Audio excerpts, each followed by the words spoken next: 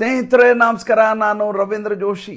Iran ಯುದ್ಧಕ್ಕೆ ಸಂಬಂಧಪಟ್ಟ ಹಾಗೆ ಬಹಳಷ್ಟು ಬೆಳವಣಿಗೆಗಳಾಗಿದ್ದಾವೆ. ಮೊದಲನೇದಾಗಿ ಯಾರೂ ನಿರೀಕ್ಷೆಯನ್ನೇ ಮಾಡಿರಲಿಲ್ಲ ಅಂಥದ್ದೊಂದು ಬೆಳವಣಿಗೆ ಆಗಿದೆ. ಅದೇನಪ್ಪ ಅಂದರೆ ಸೌದಿ ಅರೇಬಿಯಾದ ರಿಯಾದ್ನಲ್ಲಿರುವಂಥ ಅಮೇರಿಕೆಯ ರಾಯಭಾರಿ ಕಚೇರಿಯನ್ನು ಸಂಪೂರ್ಣವಾಗಿ ಧ್ವಂಸಗೊಳಿಸಿದೆ ಇರಾನ್ನ IRGS ಸೈನ್ಯ. ನೋಡಿ, ಯಾರೂ ಕೂಡ ಈ ಮಟ್ಟಿನ ವಿಧ್ವಂಸಕ ಕೃತ್ಯವನ್ನು ನಿರೀಕ್ಷೆ ಮಾಡಿರಲಿಲ್ಲ.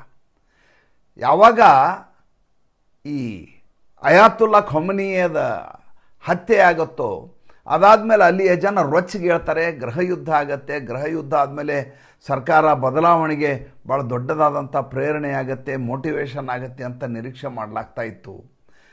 ವಾಸ್ತವವಾಗಿ ಅಂಥ ಯಾವುದೇ ಬೆಳವಣಿಗೆಗಳು ಕಾಣಿಸ್ತಾನೇ ಇಲ್ಲ. ಅದಕ್ಕೆ ವ್ಯತಿರಿಕ್ತವಾದಂಥ ಎಲ್ಲ ವಿದ್ಯಮಾನಗಳು ನಡೀತಾ ಇದ್ದಾವೆ.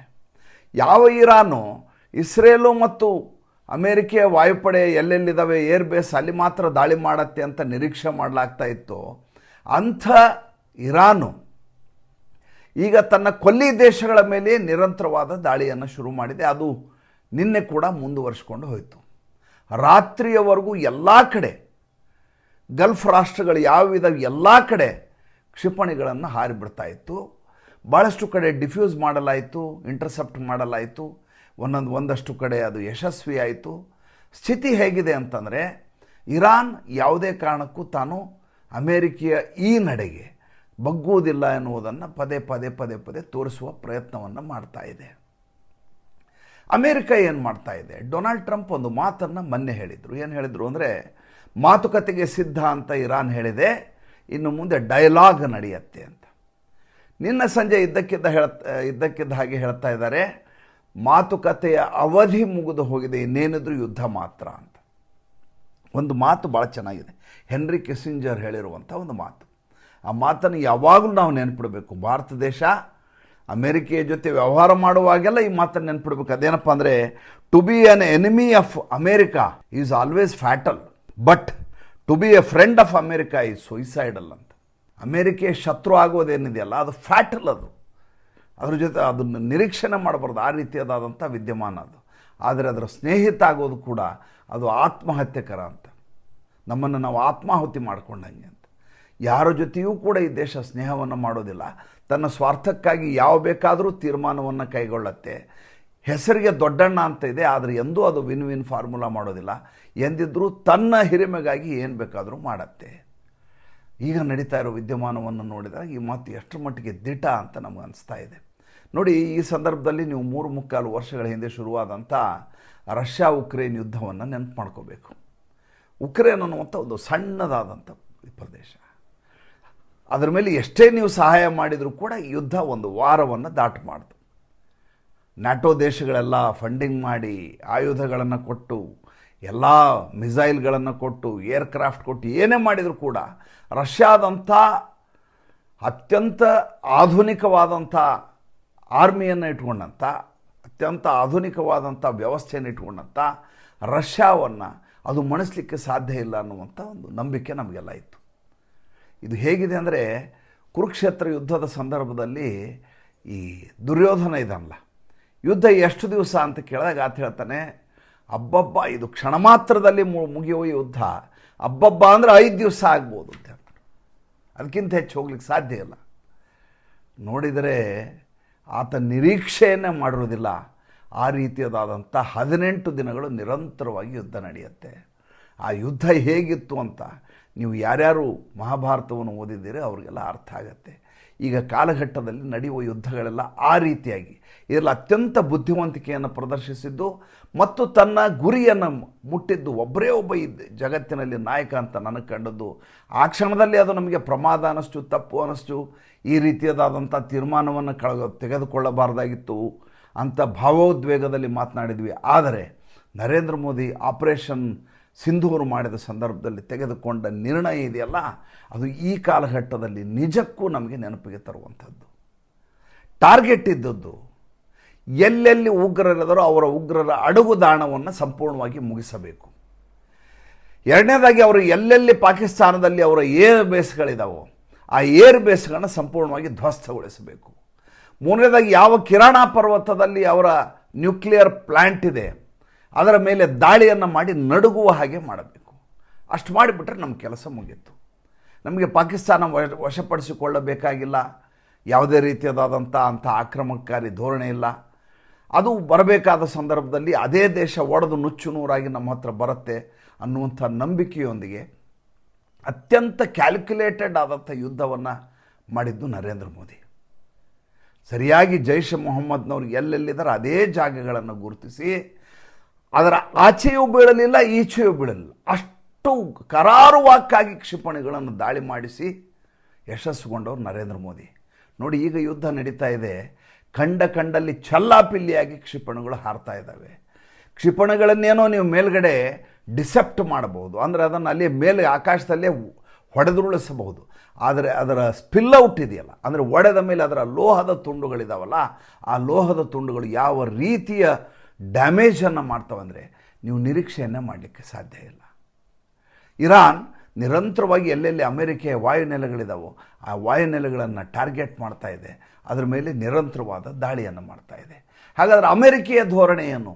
ಅಮೆರಿಕೆಯ ಧೋರಣೆ ಭಾಳ ಸ್ಪಷ್ಟವಾಗಿದೆ. ಎಲ್ಲಿಯವರೆಗೂ ಇರಾನು ನನಗೆ ಬಗ್ಗುವುದಿಲ್ಲವೋ ಅಲ್ಲಿವರೆಗೂ ನನ್ನ ಹೋರಾಟ ನಿರಂತರವಾಗಿ ನಡೆಯುತ್ತೆ.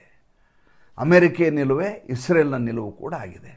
ಹಾಗಾದರೆ ಈ ಯುದ್ಧದಲ್ಲಿ ನಲುಗಿ ಹೋಗುವವರು ಯಾರು?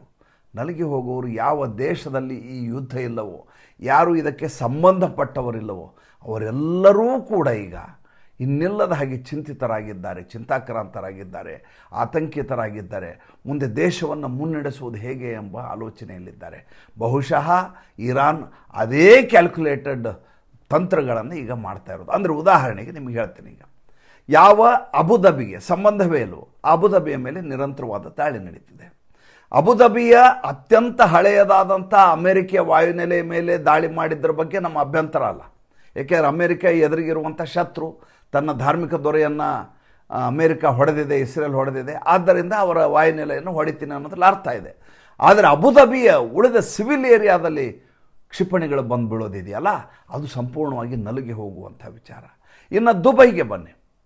ದುಬೈ ಸಂಬಂಧವೇ ಎಂದೂ ಕೂಡ ಈ ಯಾವುದೇ ಸಂಘರ್ಷದಲ್ಲಿ ತನ್ನನ್ನು ತಾನು ತೊಡಗಿಸಿಕೊಳ್ಳಲಾರದೆ ಕೇವಲ ತನ್ನ ದೇಶದ ಅಭಿವೃದ್ಧಿಯನ್ನು ಬಿಟ್ಟು ಬೇರೆ ಏನನ್ನೂ ಆಲೋಚನೆಯನ್ನೇ ಮಾಡಲಾರದಂಥ ಸ್ಟೇಟ್ ಸಿಟಿ, ಅದು ಒಂದು ದೇಶ. ಅಂಥ ದೇಶ ಇವತ್ತು ಹೇಗಾದರೂ ಮಾಡಿ ತನ್ನ ಅಸ್ತಿತ್ವವನ್ನು ಉಳಿಸ್ಕೊಳ್ಬೇಕು, ಮುಂಚೆ ಇದ್ದಂಥ ತನ್ನ ಚರಿಷ್ಮಾ ವಾಪಸ್ ಬರುವ ಹಾಗೆ ಮಾಡಬೇಕು ಅಂತ ನಿನ್ನೆಯಿಂದ ಸೋಷಿಯಲ್ ಮೀಡಿಯಾದಲ್ಲಿ ಇನ್ನಿಲ್ಲದ ಹಾಗೆ ಪೋಸ್ಟ್ಗಳನ್ನು ಮಾಡಿಸ್ತಾ ಇದೆ.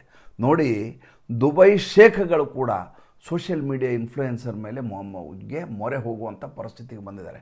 ಇಲ್ಲಿ ಭಾಳ ಚೆನ್ನಾಗಿದೆ, ವಾತಾವರಣ ಏನೂ ಕಷ್ಟದಾಯಕವಾಗಿಲ್ಲ, ನಾನು ಹೋಟೆಲ್ನಲ್ಲಿದ್ದೇನೆ, ಬುರ್ಜ್ ಖಲೀಫಾ ನೋಡ್ಲಿಕ್ಕೆ ಬಂದಿದ್ದೇನೆ, ಈ ರೀತಿಯಾದಂಥ ವಿಡಿಯೋಗಳನ್ನು ಯಾತ್ರಿಗಳ ಮೂಲಕ ಮಾಡಿಸೋದು, ಪ್ರವಾಸಿಗರ ಮೂಲಕ ಮಾಡಿಸೋದು, ಆ ವಿಡಿಯೋಗಳನ್ನು ಜಾಗತಿಕ ಮಟ್ಟದಲ್ಲಿ ವೈರಲ್ ಮಾಡಿಸುವ ಕೆಲಸವನ್ನು ಮಾಡ್ತಾ ಇದೆ. ಯಾಕೆಂದರೆ ಅದಕ್ಕಿರುವಂಥ ಮೂಲ ದ್ರವ್ಯವೇ ಟೂರಿಸಮ್. ಅದು ಹೊರಟು ಹೋದರೆ ಆ ದೇಶ ಬದುಕಲಿಕ್ಕೆ ಸಾಧ್ಯವೇ ಇಲ್ಲ.